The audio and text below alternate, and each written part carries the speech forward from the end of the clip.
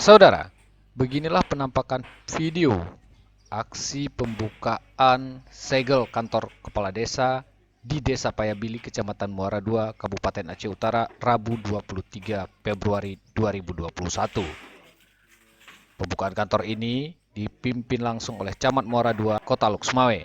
Sebelumnya, kantor ini disegel oleh masyarakat desa sebagai bentuk protes terhadap kepemimpinan kepala desa itu, Muhammad Suheri.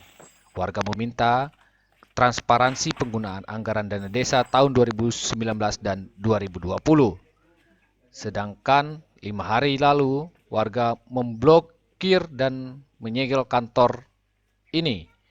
Aksi pemblokiran dan penyegelan terjadi 2 kali sebagai bentuk protes tidak jelasnya anggaran dana desa itu.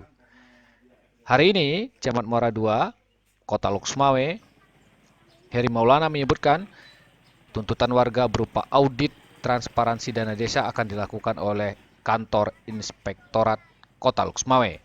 Hasil audit akan disampaikan pada warga dan dinyatakan transparan. Sementara itu, warga berharap audit yang dilakukan oleh Inspektorat Kota Luxmawe dilakukan secara transparan.